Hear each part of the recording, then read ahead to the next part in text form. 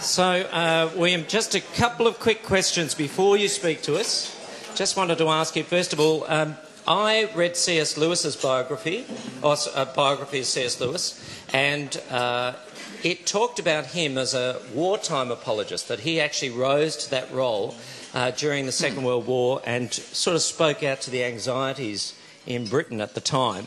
How did you end up a defender of the faith?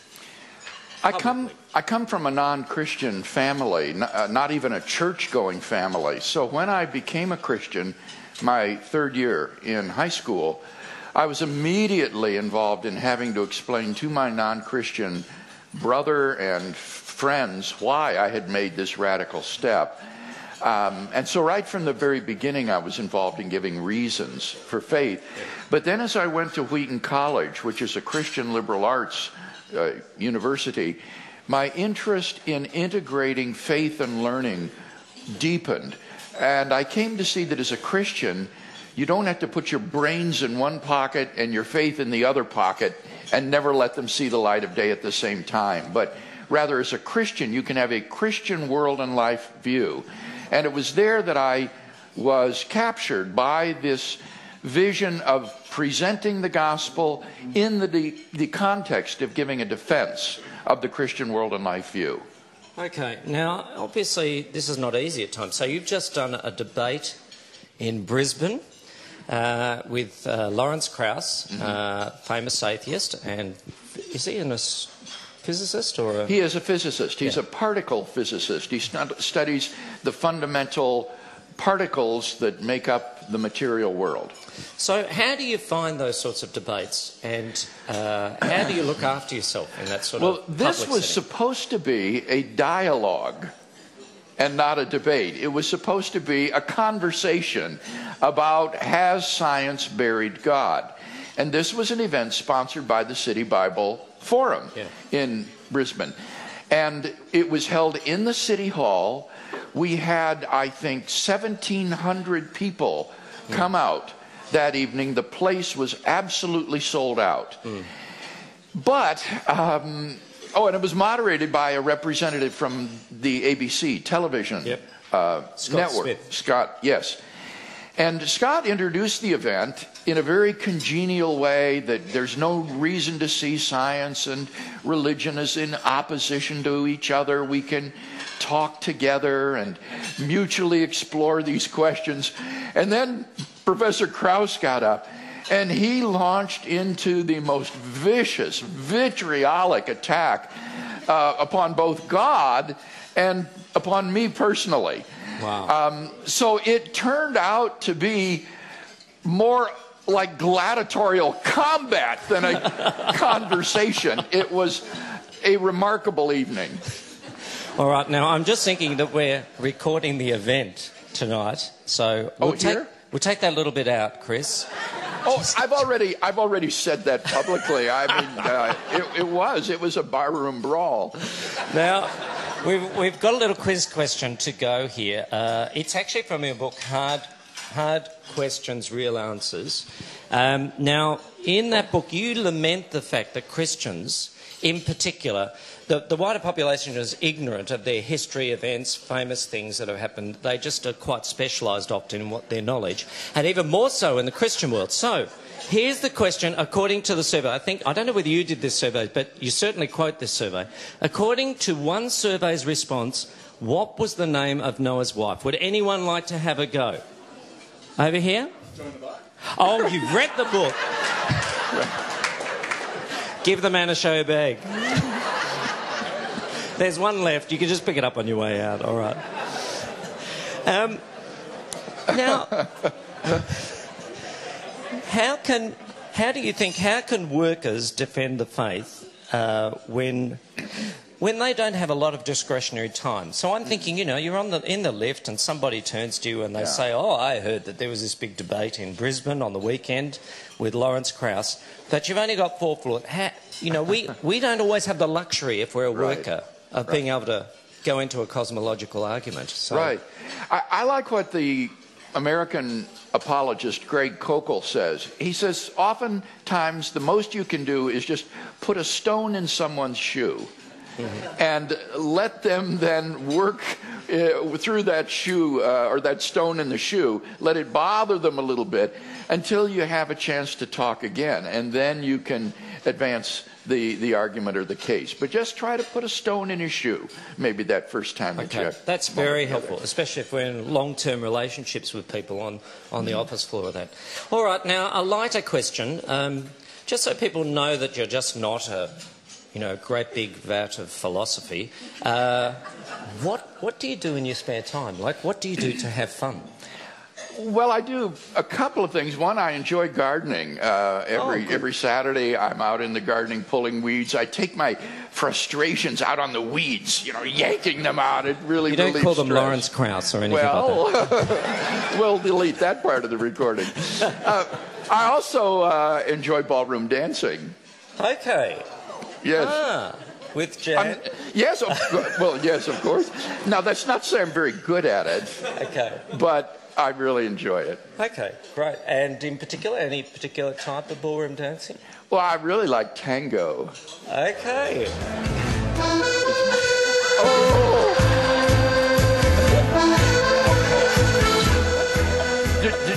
I'm not going to do it. I'm not going to do it, Liam. Can you please put your hands together for Bill? He's now going to speak to us.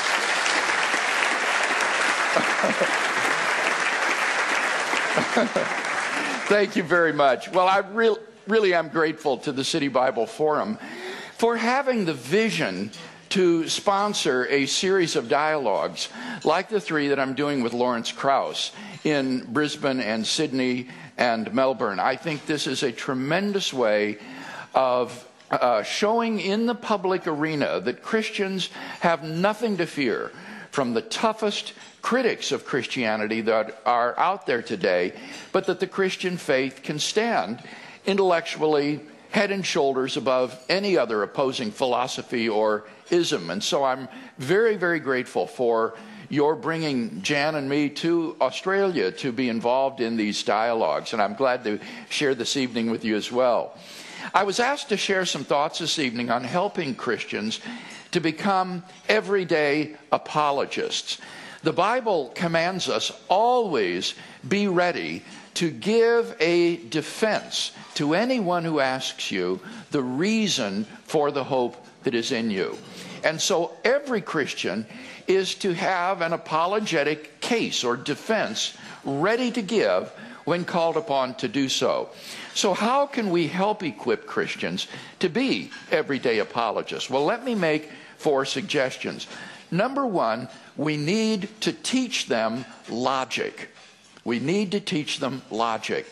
That is to say, we need to teach them the rules of logical inference. This will help them to construct valid arguments for God's existence, for what they believe, as well as to detect logical fallacies and missteps in the objections that are brought against the Christian faith. Now, this isn't really as difficult as it might sound. Did you know there are really only about 9 rules of logic that govern all reasoning? And so if you simply learn these 9 rules, you can then construct arguments based on them and spot inferences that objectors make that are invalid, that are not according to the rules. So I think we need, from a very young age, to be teaching our children and then our adults who don't know this as well, the basic rules of logic. Now, that raises the question as to what makes for a good argument. When I talk about presenting an argument, I don't mean quarreling.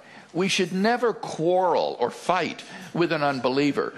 Rather, when a philosopher talks about an argument, he just means a set of statements leading logically to a conclusion. And I find that if you've got good arguments for what you believe, you will actually be less argumentative. There's just no reason to get hot under the collar when you've got good reasons for what you believe and good answers to unbelievers' questions. So what makes for a good deductive argument? Well, a couple of things. First of all, you have to have valid logic and true premises. That is to say, the conclusion needs to follow from the premises according to these 9 rules of logic, and then the premises need to be true. And if you have valid logic and true premises, you have what is called a sound argument. But that's not enough to be a good argument. A good argument must be more than merely sound. The premises of a good argument need to be related to the evidence in a certain way, such that the evidence makes it rational to believe the premises. And I would suggest that in a good argument, you will not only have valid logic and true premises, but these premises will also be more plausible in light of the evidence than their opposites, so that the rational person will believe the premise rather than deny it. Now, why is it important to have good arguments? Well, among our younger generation, there has been a tremendous increase in atheism and agnosticism in our day, partly as a result of the so-called new atheists, which are very aggressive. And often you will find, sadly and tragically, that these students who self-identify as atheists or agnostic come from Christian backgrounds, often from churches that have been extremely emotional and anti-intellectual in their worship style and teaching, and these students have walked away from Christianity because they think there's no good reason to believe in God. Now, when you talk to these folks, you find that they typically have no good reason for their atheism. They have no good argument against God. Rather, they will simply say to you, there's no evidence for God's existence. And this becomes almost like a slogan that is simply mindlessly repeated. There's no evidence for God's existence. And this serves effectively as a conversation stopper, because the average Christian has no arguments for God's existence. So when the unbeliever says, there's no evidence for God's existence, the Christian is speechless and has nothing to offer, and the conversation effectively ends. But if you have some good arguments for God's existence, then what you can do when the unbeliever says, there's no evidence for God's existence, your eyes should grow wide. You should look at him with surprise and say, is that what you think?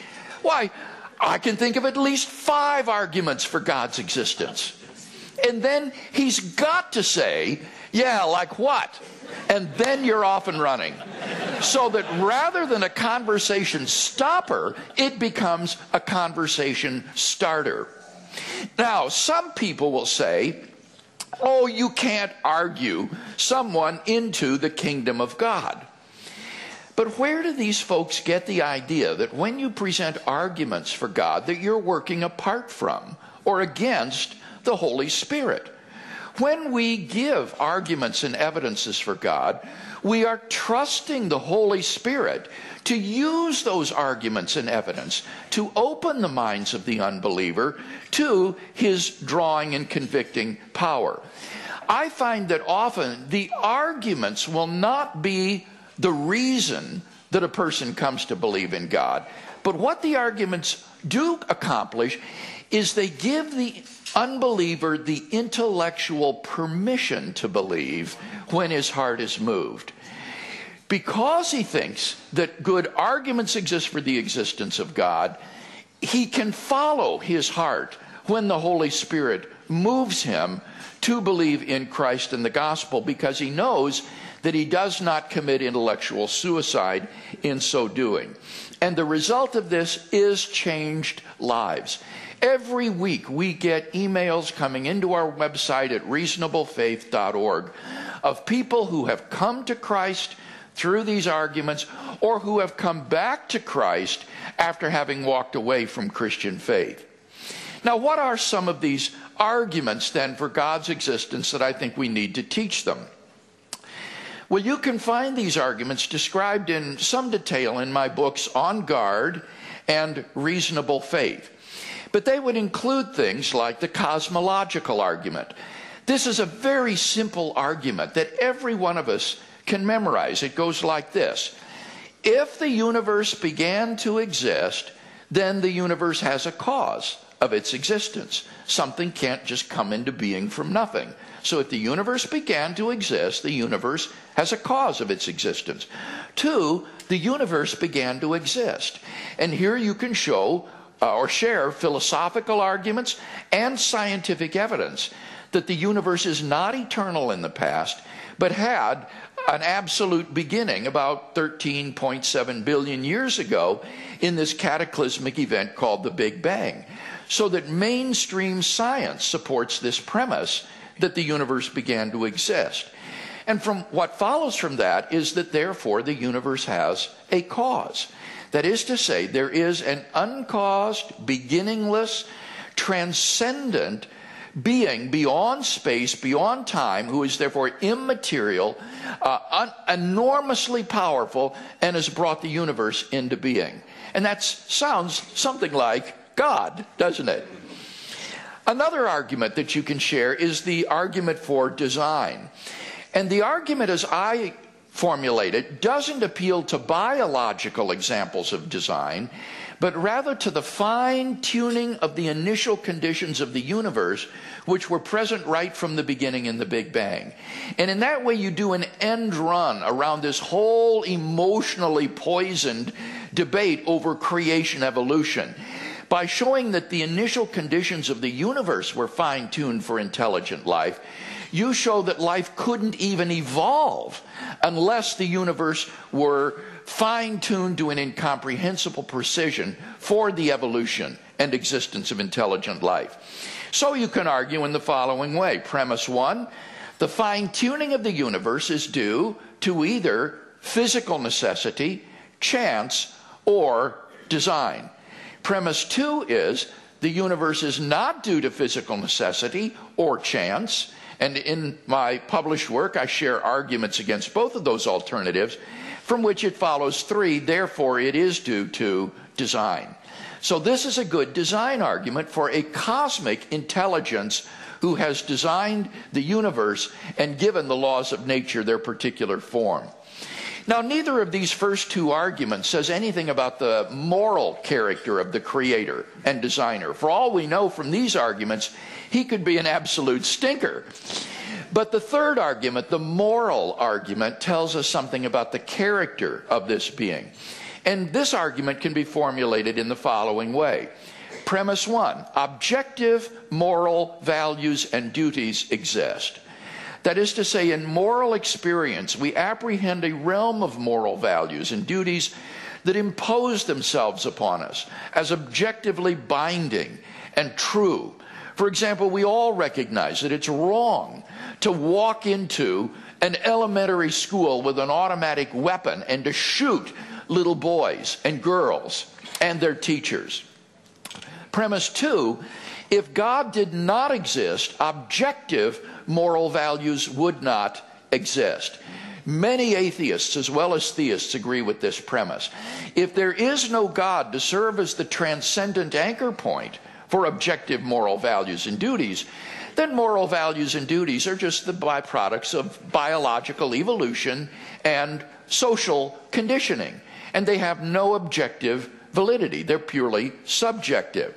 From those 2 premises, it follows logically that therefore God exists. So this gives us a locus and source of moral goodness and moral duty, who is behind the moral values that we apprehend. So those are just 3 examples of arguments for God's existence, each of which is easily memorizable, only 3 steps in each argument that you can share with a non-believer. Next, we need to teach them some evidence for the historical Jesus. The way you move beyond this general monotheism to Christian monotheism is by looking at the evidence for the person of Jesus of Nazareth. We need to be able to defend the historicity of Jesus' radical claims, to show that the historical Jesus believed himself to be and claimed to be the Messiah, the Son of God in a unique sense, and the Son of Man prophesied by the prophet Daniel, a divine human figure to whom God would give all judgment and authority, that all the peoples of the earth should worship and serve him. This is who Jesus of Nazareth took himself to be. And the confirmation of those radical claims comes through the resurrection of Jesus from the dead. If God has raised this man from the dead, then that is the public and unequivocal vindication of those allegedly blasphemous claims for which he was crucified. And the remarkable thing that I discovered as a result of my doctoral research in Germany on the resurrection is that the central facts undergirding Jesus' resurrection are largely agreed to in New Testament scholarship today. The majority of New Testament historians agree that after Jesus' death, Jesus' corpse was buried in a tomb by a man named Joseph of Arimathea. That on the Sunday morning following his crucifixion, that tomb was discovered empty by a group of his women followers. That thereafter various individuals and groups of people saw appearances of Jesus alive. And finally, that the original disciples suddenly and sincerely came to believe in the resurrection of Jesus despite every predisposition to the contrary. Those facts represent the mainstream conclusions of New Testament historical Jesus scholarship today. And my argument would be that there is no hypothesis that better explains those four facts than the one that the disciples gave, namely that God raised Jesus from the dead. So by presenting the historical credibility of the resurrection of Jesus, we can commend Christian theism as the brand of theism that is most plausibly true. Jesus is the absolute self-revelation of this creator and designer of the cosmos. So we need to teach our people logic, we need to teach them some arguments for God's existence, and we need to teach them some evidence for the historical Jesus.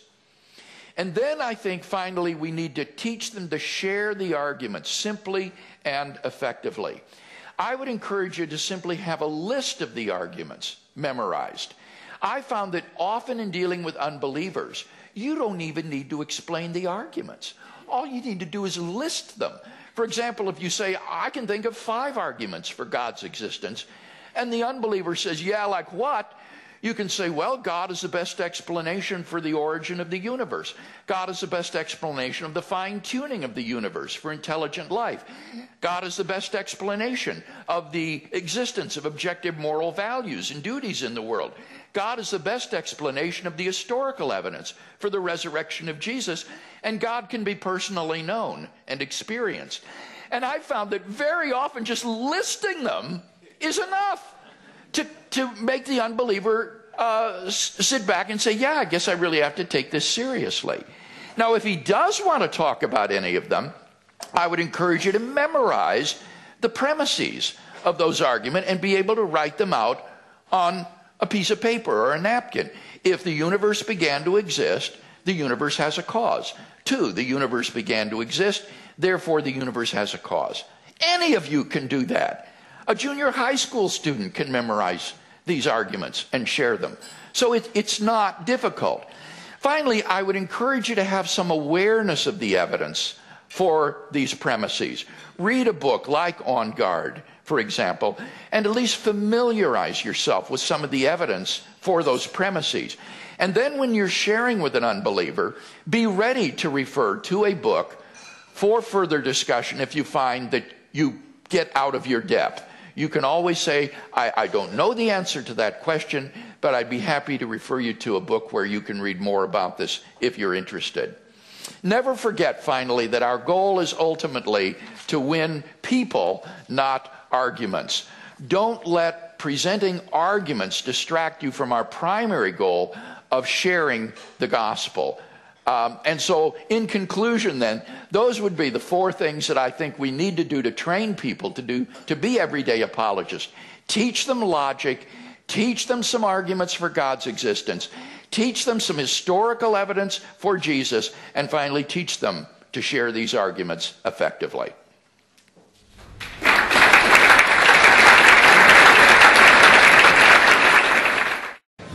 If you'd like to take your seat now, we've got some great questions.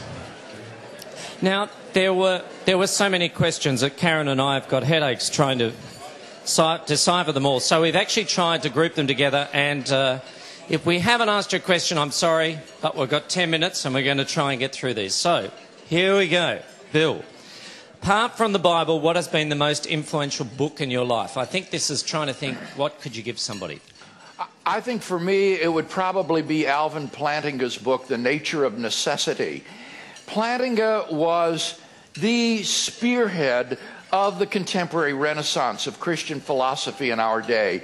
And that book was tremendously influential in awakening a whole generation of young Christian philosophers. Okay, and the name of the book again? The Nature of Necessity. Okay.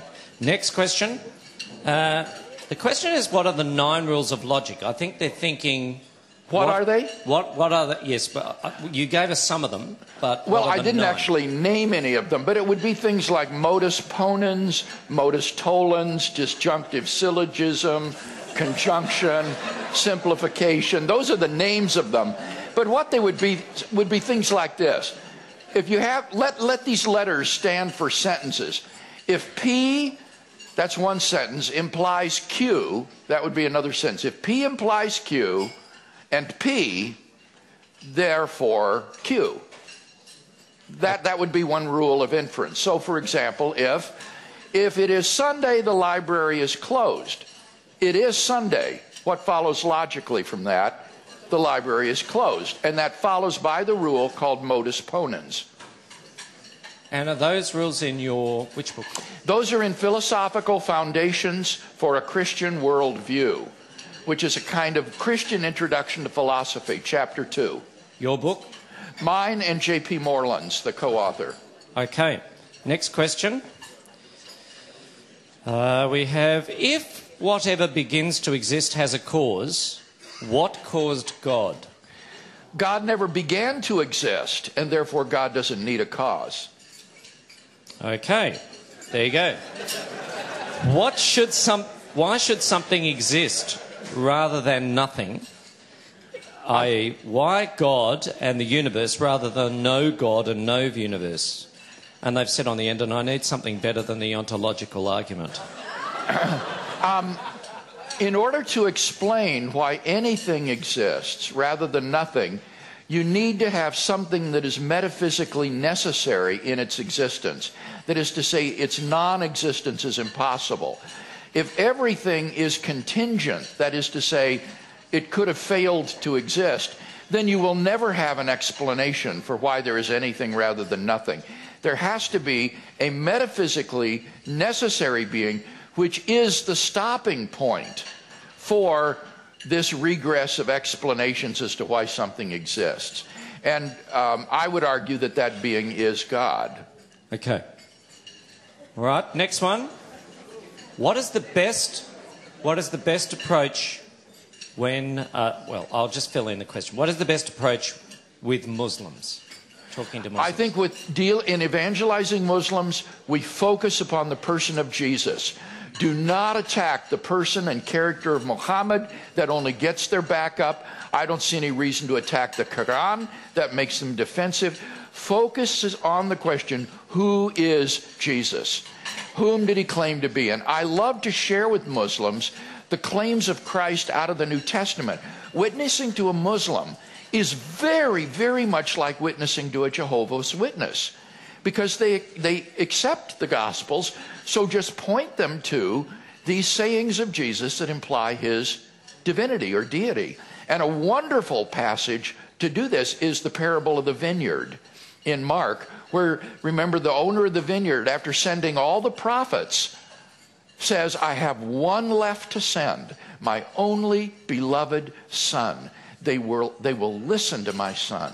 But instead they kill the son because he's the heir of the vineyard. Well, this is devastating for Islam, because it shows that Jesus is not just another in a long line of prophets. He is the Son of God and the end, the final messenger to Israel. Okay. All right. Completely different question now. I find witnessing to homosexuals difficult because they often feel an immediate sense of oppression from Christianity. How do you share the gospel with people that have reasonable emotional difficulties in discussing Christianity?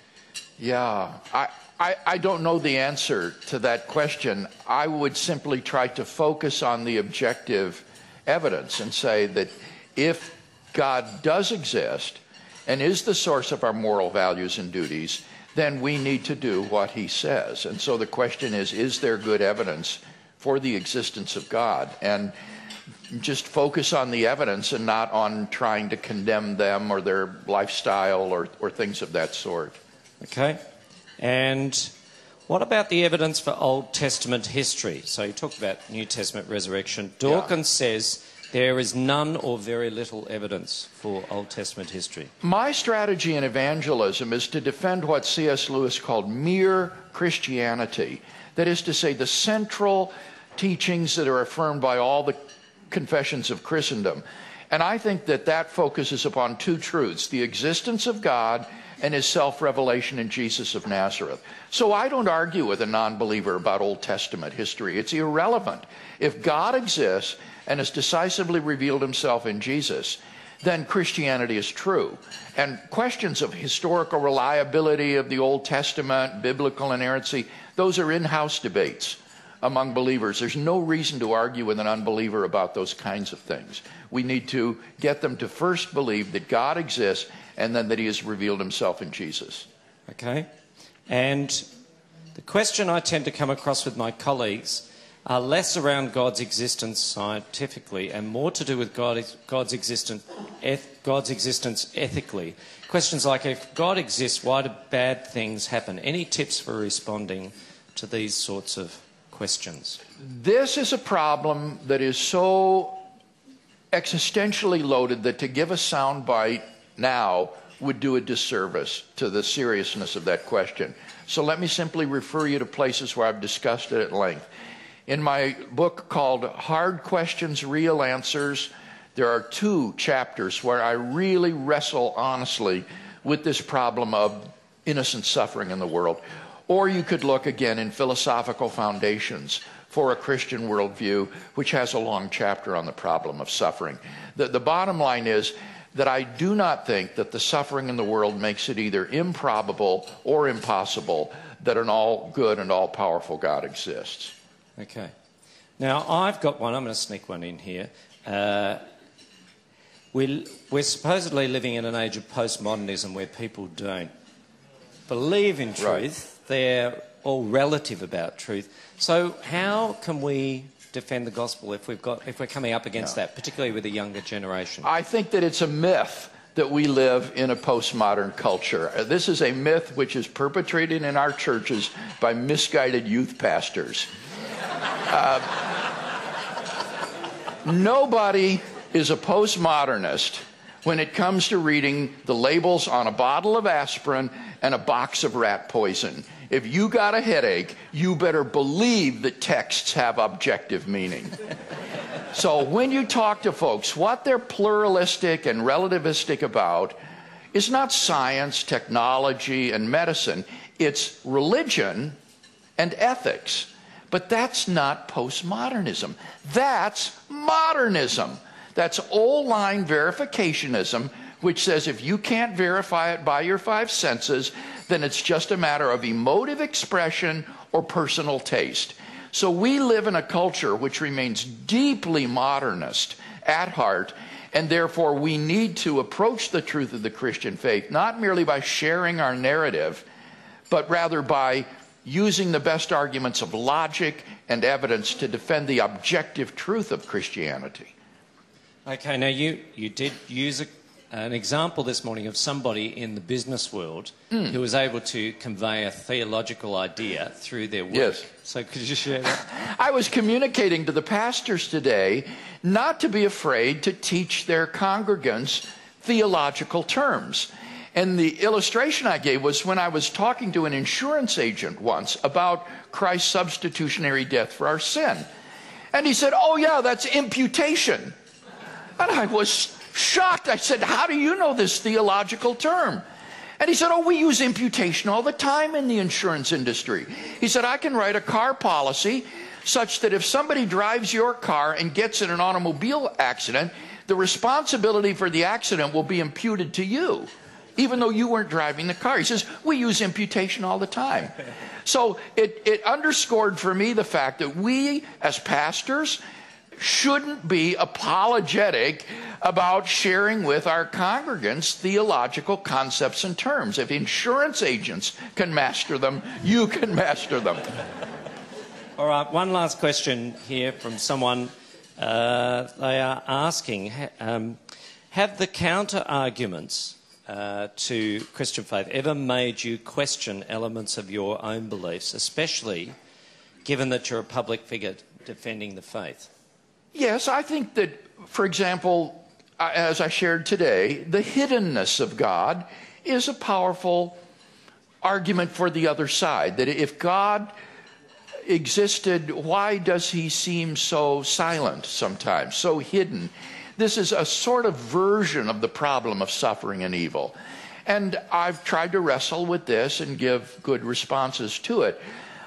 Lately, the last 10 years, I've been working on a very powerful philosophical objection to traditional theism, which is that God cannot be the sole ultimate reality because there are uncreated abstract objects that are independent of God's creation. And I'm thinking here of things like mathematical objects, like numbers and sets and functions, as well as things like properties and propositions, these abstract entities that are not part of the physical world, but many philosophers think exist. And these things are necessarily existent and uncreated if they are real.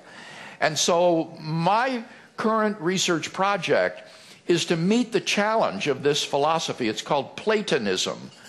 And to show that, in fact, the view that God is the creator of all reality apart from himself is a defensible worldview. Okay. Well, Bill is going to be continuing to debate in Melbourne, Sydney next week, and Melbourne as well. Different topics, but the same man, Lawrence Krauss, is that right? That is correct, as well as a dialogue debate one evening with Peter Slezak of the University of New South Wales on the resurrection of Jesus. Okay. So I've got a couple of interlocutors coming up. Well, we're going to pray in a minute, so I'll remember to pray for those things as well for you. And certainly as a city, we'll be praying for you as you defend the faith on our behalf across our country. And if you want to see that debate, we're hoping that Lawrence Krauss will sign off on it being screened, being able to be screened. And you look like it's not going to happen, but I'm hoping it is. But we will do that in Adelaide on August the 20th if he signs off on it. And if you're interested in that, there are details of the venue. We thought we'd do it in a pub, and we thought it'd be an opportunity to bring your friends and have a pizza night and watch the show down that way. And we'll have a panel, and Reasonable Faith are going to help us out with that, as well as the Bible College of SA. Very good. So thanks so much for tonight, and please give him a round of applause. Thank you. Good to be with you.